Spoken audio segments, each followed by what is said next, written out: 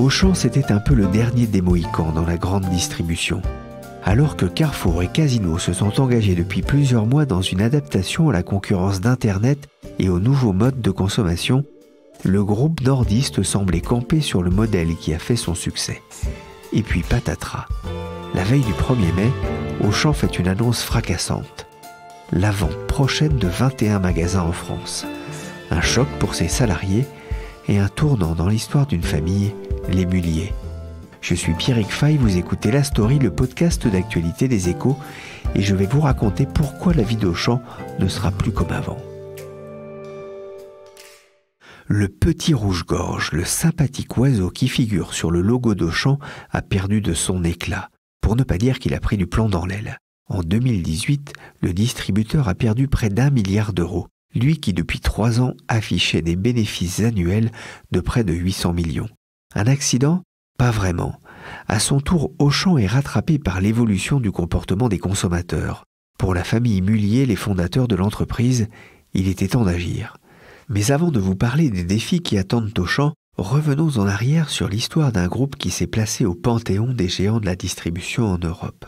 Auchan, c'est près de 3800 points de vente, plus de 950 hypermarchés dans 17 pays, plus de 350 000 collaborateurs et plus de 2,5 milliards de passages en caisse en 2017. Mais derrière ces chiffres, il y a des hommes et des femmes, les Mullier.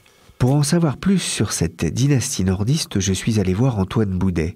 Il est chef de service aux Échos.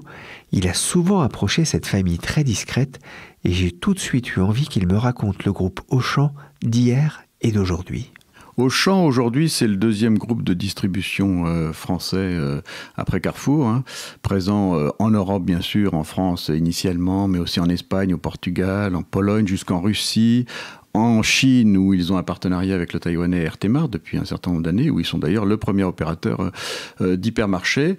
C'est évidemment les hypermarchés, mais aussi c'est les supermarchés, c'est quelques magasins bio, plus de 50 milliards d'euros de chiffre d'affaires en 2018. Mais effectivement avec des résultats en forte chute et qui ont conduit notamment à ce plan de cession de quelques magasins du groupe. Alors c'est un groupe international, mais l'origine du groupe, c'est dans le nord de la France. Tout commence en 1961. Le 6 juillet, Gérard Mullier ouvre le premier magasin à la périphérie de Roubaix, face au quartier neuf des Auchan. 30 personnes y travaillent, on trouve tout sous le même toit. Sur le parking, on distribue déjà l'essence. Il avait alors 29 ans et ne connaissait absolument rien à la distribution alimentaire. 9 mois plus tôt, il était encore à la direction des voyageurs de commerce chez Fildar, l'entreprise fondée par son père Gérard Mullier senior, héritier de la filature Saint-Liévin. Et il va développer ce groupe dans les années qui vont suivre ? En fait, autodidacte, il se targue d'avoir pour seul diplôme le permis de conduire. Il avait été quelques mois plus tôt aux États-Unis, sentant ou pressentant la fin de l'industrie textile, le déclin de l'industrie textile, pour rencontrer Bernardo Trujillo, un Américain d'origine vénézuélienne, un peu le pape de la distribution moderne, qui l'a convaincu d'ouvrir donc ce supermarché. Il a fallu 3 ans avant que le magasin gagne de l'argent. Et d'ailleurs, son père l'avait un jour convoqué dans son bureau à l'usine familiale pour lui dire que toutes deux choses une, soit il n'était pas bon, soit ce nouveau marché n'était pas bon, mais qu'il allait arrêter. Et finalement, il lui a quand même laissé 3 ans supplémentaires. Et il a fini par trouver la bonne recette pour gagner de l'argent. Et c'est à partir de là qu'effectivement, il a développé. Et surtout, il a été le premier à créer les centres commerciaux régionaux tels qu'on les a connus dans les années 70, avec un hypermarché, donc très grande surface, de 6 000 jusqu'à 10 000, 12 000 même mètres carrés. Et puis autour, galeries marchandes et des boîtes qu'on a vues fleurir autour de ces hypermarchés et qui ont fait la fortune de la famille Mullier. On a retrouvé une vidéo sur les 25 ans du groupe Auchan. Elle date de 1986 et voilà ce que disait Gérard Mullier senior, le père du fondateur du groupe Auchan. La réussite de mon fils m'a certainement beaucoup satisfait, mais ce qui m'a satisfait le plus, c'est qu'il a créé. Pour moi, c'est plus important. On l'entend, Auchan, c'est aussi l'histoire des Mullier. Depuis Louis, donc, le fondateur de la filature Saint-Liévin dans les années 20, c'est une famille d'entrepreneurs. Et autour d'Auchan se sont bâtis des succès commerciaux formidables. On pense évidemment à Decathlon, à Kiabi, à Noroto, et puis aussi ils ont repris des affaires qui battaient de l'aile, comme Leroy Merlin ou Boulanger, qui sont aujourd'hui leaders dans leur secteur. Et à chaque fois, ce sont des membres de la famille, des frères, des cousins de Gérard qui ont monté ces affaires. Il faut savoir que Louis Mullier a eu 11 enfants, donc il avait une grande famille. On a l'impression que tout leur réussissait en fait. Alors, il ne faut pas croire ça. Ils ont certaines fois galéré. Ils ont connu des échecs, mais ils ont cette vision de long terme qui fait qu'on ne lâche rien, qui fait qu'on investit prudemment, qu'on ne s'endette pas ou peu, la raison pour laquelle ils n'ont jamais non plus voulu aller en bourse, puisqu'il s'agissait de financer avec les propres moyens de la famille le développement de leurs affaires. La famille insiste beaucoup sur leurs valeurs, confiance, partage, progrès. Les 2/3 des collaborateurs sont d'ailleurs actionnaires du holding. Là, à un moment où peu d'entreprises le faisaient, ils ont commencé ça très tôt. Il y avait une forme de contrat de confiance avec les salariés. Ils risquent d'être rompus par cette annonce ? C'est vrai que la famille Mullier s'est appuyée pour développer ses affaires sur ce qu'ils revendiquent d'ailleurs, leurs racines catholiques, leurs croyances et la doctrine sociale de l'Église, qui a fait effectivement, comme vous le rappelez, que très tôt, ils ont associé les salariés du groupe au capital de l'entreprise jusqu'à 16, voire 18% du capital d'Auchan, et avec des petites fortunes, toutes relatives évidemment par rapport à celles de la famille Mullier, mais des collaborateurs qui ont pu effectivement voir leur patrimoine se développer. Et c'est vrai que depuis qu'Auchan traverse cette crise, qui est la crise en fait du modèle de l'hypermarché, forcément les résultats baissent, la valeur de la part de l'action Auchan qui est négociée chaque année à l'occasion de l'Assemblée générale de l'association familiale Mullier baisse, et que donc forcément ça génère des tensions en interne, et que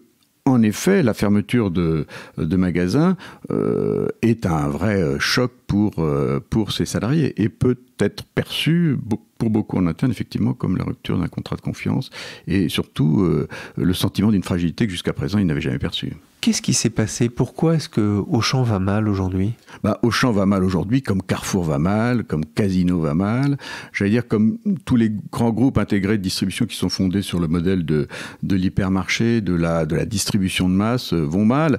Voilà, c'est la remise en cause d'un modèle par évidemment l'e-commerce, l'évolution sociologique, l'éclatement des familles et tout ce qui fait qu'aujourd'hui les gens ne consomment plus comme ils consommaient il y a 10-20 ans. Merci beaucoup Antoine. Merci à vous. Les Mullier, une famille d'entrepreneurs très sensibles à l'image qu'elle renvoie. Que ce soit avec l'oiseau rouge sur le logo adopté en 1983 pour son côté sympathique, ou les slogans autour du thème de la vie.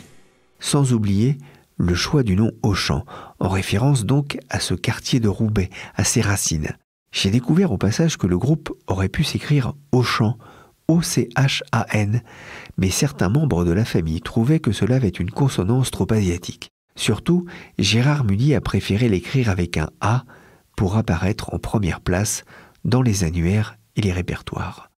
On l'a compris, les Mullier sont le symbole d'une réussite dans les affaires, un groupe qui fait la fierté de sa région, le Nord. C'est peu dire que l'annonce de la vente de 21 magasins, dont 2 dans le Nord, a provoqué un mini-séisme. Nicole Buise est la correspondante des Échos dans les Hauts-de-France. Elle a bien voulu m'expliquer ce que représentait l'entreprise localement. Auchan, c'est 10 000 salariés, mais surtout, c'est une entreprise nordiste. C'est Gérard Mullier, toute la galaxie Mullier. C'est les gens s'identifient à Auchan, c'est évident. Donc l'annonce de la vente de 21 magasins comme ça, je pense que dans l'imaginaire des gens, c'est vraiment que ça va mal. Et d'ailleurs, les syndicats s'attendaient à un PSE, mais la vente de 21 sites comme ça, c'est un cataclysme dans les têtes. Hier, l'annonce a été faite mardi. Hier, ça a été décliné sur chaque site. Et ce qu'on me dit, c'est que si les gens s'y attendaient un petit peu, ça a quand même été un choc, quoi. Il y a eu beaucoup d'émotions. Et c'est quelque chose qui semblait pas concevable, quoi. Que Auchan ici ait autant de difficultés, c'est vraiment un coup de tonnerre. Qu'est-ce qu'ils disent les gens sur place ? Ils disent que ça va vraiment mal. Alors moi, je suis pas allée sur tous les sites. Et puis dans le Nord-Pas-de-Calais, il y a que 2 sites de touchés, celui de Marquette-les-Lilles et celui d'Arras. Je crois que les gens, ils sont un peu dans un état de sidération. Nicole Buise parle de sidération pour les salariés et les syndicats. On peut même parler d'un mélange de sentiments. C'est ce que l'on a pu entendre sur l'antenne de Radio Classique. Par la voix de Guy Laplatine, il est délégué central CFDT. Il y a une forme d'indignation, de colère, de tristesse et puis de révolte. Actuellement, on est à 787 postes qui sont menacés. Alors, il y aura des cessions peut-être. Peut-être qu'il y a d'autres enseignes qui reprendront des magasins. C'est à moindre mal, j'ai envie de dire, puisque effectivement, dans ce cas-là, il y a la reprise aussi des emplois, avec pendant une période relativement courte de 15 mois, si je me rappelle bien, une garantie de garder le statut social. Mais enfin, on sait bien que à terme, c'est pas forcément mieux pour les salariés et que ça peut se dégrader. Pour les salariés, c'est pas que du bonheur, clairement. Il y a des grosses incertitudes. Après la stupeur liée à l'annonce, l'heure est maintenant aux interrogations. Ce qu'ils attendent aujourd'hui, c'est voir s'il y aura des repreneurs. C'est ça. Ils en doutent un petit peu dans la mesure où si les magasins sont en difficulté, c'est parce que souvent ils sont dans des zones un peu sinistrées. Donc l'inquiétude après, c'est qu'on est devant un risque de licenciement et de départ contraint. C'est surtout ça, et difficulté de se surclasser après. L'entreprise se présente comme un acteur économique humain et responsable. J'ai lu qu'ils allaient mettre en place une cellule psychologique. C'est ce que j'ai vu aussi. Alors, c'est ça qui choque un petit peu, c'est que lors de la présentation des résultats en mars dernier, à Paris, Edgar Banque, le nouveau patron qui est arrivé au mois d'octobre, avait dit pas de PSE, on est une entreprise humaine. Et là, on a le sentiment que pas de fermeture de magasins.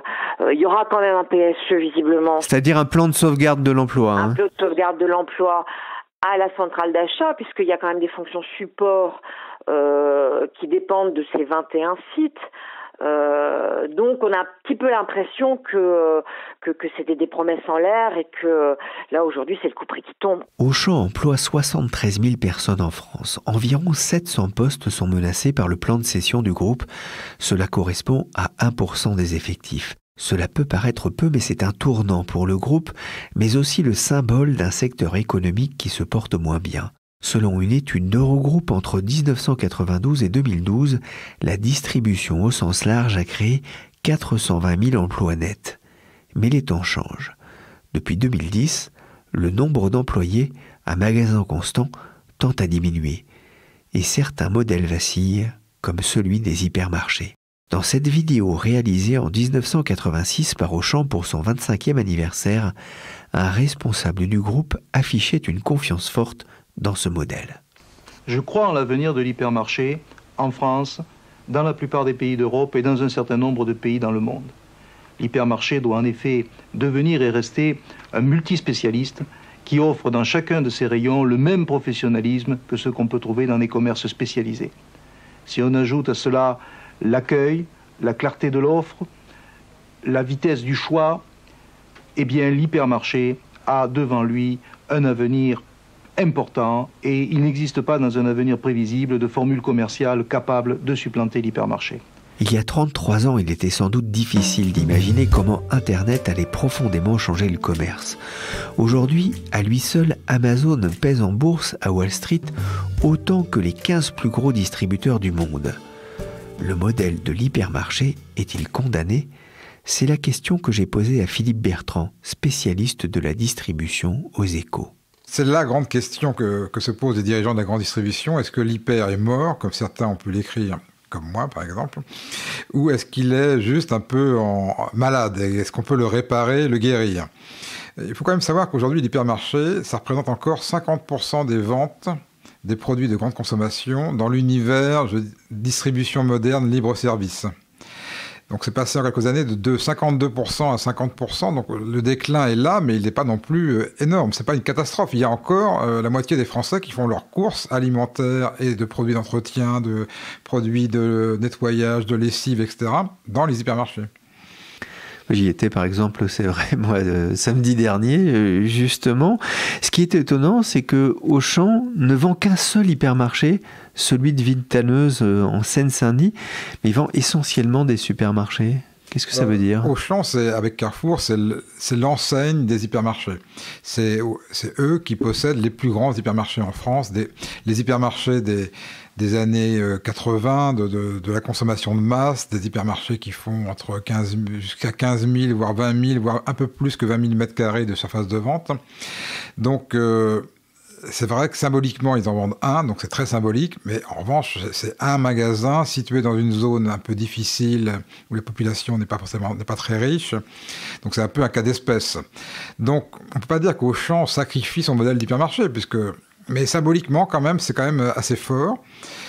Pour revenir sur la première question, l'hypermarché n'est peut-être pas mort, mais le grand hypermarché d'autrefois, celui qui vendait à la fois des produits alimentaires et des produits non alimentaires, lui, il est mort. Le hypermarché d'aujourd'hui, celui qui fonctionne, ce n'est plus l'hypermarché d'autrefois.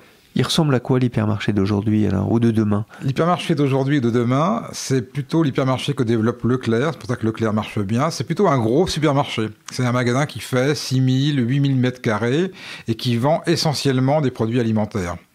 Parce que le problème de l'hypermarché ces dernières années, c'est la baisse des rayons non alimentaires. J'ai relevé quelques chiffres chez Nielsen, le panéliste, qui expliquait qu'en 8 ans, de 2010 à 2018, les ventes de produits non alimentaires dans les hypermarchés avaient baissé de 30%. On est passé grosso modo de 21 milliards d'euros de chiffre d'affaires à 14 milliards d'euros de chiffre d'affaires. Dans le même temps, les ventes de produits alimentaires et de produits du quotidien ont progressé de 7%. Donc le problème, c'est vraiment les rayons non alimentaires qui sont concurrencés à la fois par les spécialistes comme Boulanger, Darty, la Fnac, mais aussi depuis quelques années par les géants du e-commerce comme Amazon. Alors le nouveau slogan de la marque Auchan et la vie change, c'est un peu un aveu, Auchan va devoir changer ? Alors, Auchan va devoir changer, et à mon avis, beaucoup plus que les quelques fermetures de magasins ou ventes de magasins qu'ils ont annoncées là. C'est vrai qu'on remarque, ils ont annoncé la vente d'un seul hyper alors qu'ils en ont 145, et ils ont annoncé la vente surtout de 13 supermarchés, qui n'est pas leur format de base. Donc ça prouve qu'ils ne sont pas très bons en supermarché. Donc le problème de Auchan, qui a perdu 900 millions d'euros en 2018, en France, c'est qu'ils n'ont pas le relais de croissance que constituent les magasins de proximité. Auchan, grosso modo, c'est 150 hypermarchés, 280 à 300 supermarchés et seulement 41 magasins de proximité, ceux qu'on voit dans les grandes villes. À titre de comparaison, Carrefour et Casino, avec plusieurs enseignes comme Monoprix, Franprix, Leader Price, ils ont des milliers de magasins au centre des grandes agglomérations. Et ce sont ces magasins-là qui tirent le marché aujourd'hui des consommations. Et Auchan ne les a pas. Ça veut dire que la stratégie pour faire face à cette lente érosion de la croissance, la stratégie entre ces trois mastodontes devra être différente ? Alors, Carrefour et Casino, ils ont des magasins de proximité dans les grandes agglomérations et notamment en région parisienne. Donc c'est ce qui va un peu les sauver. C'est ce qui les sauve déjà quand on regarde les résultats opérationnels. Auchan, ils ont vraiment un réel problème avec ça, c'est qu'ils ont des grands hyper, des supermarchés qui marchent moyennement bien et quasiment pas de magasins de proximité. Et avant qu'ils aient des milliers de magasins de proximité comme leurs concurrents, il va se passer des années, ça va être très difficile. Il faut racheter des pas de porte, il faut trouver des locaux. C'est très très compliqué. Donc si Auchan veut survivre, il faut qu'ils arrivent à réformer vraiment leurs hypermarchés. Et c'est ce qu'ils sont en train de faire par le biais de la réduction des surfaces de vente. Auchan réagit un peu plus tard que Carrefour et Casino, c'est pas trop tard ? Est-ce que c'est trop tard ? On peut pas le dire. Ce qui est très symbolique dans les annonces d'Auchan, c'est qu'Auchan, contrairement à Casino et Carrefour, est une entreprise familiale qui est contrôlée par la famille Muliez. Donc c'est une entreprise qui n'est pas soumise à la pression des investisseurs boursiers comme Casino et comme Carrefour qui sont tous les deux cotés. Donc pendant très longtemps, Auchan a pu prendre son temps, faire des tests, développer des essais, des nouveaux types de magasins. C'est eux qui ont inventé le Drive, par exemple. Alors, et c'est pas eux qui l'ont le plus développé, malheureusement, mais c'est eux qui l'ont inventé. Donc, cette tranquillité de l'entreprise, du groupe familial, c'est ce qui explique leur réaction un peu tardive. C'est-à-dire qu'ils n'ont pas la pression des actionnaires, ils peuvent se permettre de perdre un peu d'argent pendant quelques temps sans être obligés de faire des grandes réformes. Mais ils sont arrivés à un tel point de difficulté qu'ils sont quand même obligés de se réformer. Et pour ce groupe qui est un peu paternaliste, fondé par Gérard Muliez, qui applique la doctrine sociale de l'Église. Qui va fêter ses 86 ans. C'est 88 ans. vendre des magasins et se séparer de personnel, c'est quand même un signe très fort, parce que c'est des choses qui ne se sont jamais faites chez Auchan. Est-ce qu'il n'y aurait pas une logique, et c'est pas aussi ce que veut faire Auchan, finalement à utiliser cette galaxie de marques pour rapprocher un peu, et notamment dans les centres commerciaux, mettre des petits magasins boulangers, des petits magasins Leroy Merlin? Alors, c'est exactement la logique. Quand vous réduisez la surface d'un hypermarché, et là, ils sont obligés de le faire, donc généralement, ça consiste à diminuer la taille des rayons non alimentaires qui ne fonctionnent plus. Vous avez deux solutions. Soit vous cédez la surface que vous n'utilisez plus à la galerie marchande qui est attenante à l'hypermarché. C'est souvent assez facile parce que dans les hypermarchés, les galeries marchandes appartiennent aussi au groupe qui exploite l'hypermarché par le biais de foncières. Et Auchan a sa foncière qui s'appelait Imauchan, qui s'appelle maintenant Citrus. Soit vous concédez, vous devenez un loueur d'espace et vous concédez cet espace vous-même directement à d'autres enseignes qui vont exploiter le rayon. Par exemple, Carrefour fait des tests avec Darty, cède ses rayons d'électroménager et de produits techniques à Darty. Eh bien, on peut très bien imaginer qu'Auchan le fasse avec le cousin boulanger. Donc ça peut être très bien possible. Et on peut très bien imaginer qu'on alloue un espace dans un hypermarché qui est trop grand à Decathlon pour faire un espèce de shop in the shop. Voilà, ça c'est des solutions qui sont imaginables, mais il faut pas non plus, c'est pas non plus la solution un peu magique, puisque toutes ces enseignes boulanger, Decathlon, Leroy Merlin ont déjà des magasins dans des dans des zones commerciales, et souvent dans les zones commerciales où sont implantés les Auchan. Donc ils vont pas créer un deuxième magasin dans le Auchan s'ils en ont un déjà très grand sur le parking. Merci Philippe Bertrand et Antoine Boudet, journalistes aux Échos. Merci aussi à notre correspondante Nicole Buise. La Story, le podcast d'actualité des Échos, c'est fini pour aujourd'hui. Cette émission a été réalisée par Nicolas Jean avec Michel Varnet. Vous pouvez nous écouter et nous retrouver sur toutes vos applications de podcast préférées. N'hésitez pas à vous abonner et à aller faire vos courses parmi les épisodes précédents de La Story. Et pour l'info en temps réel, c'est sur leséchos.fr.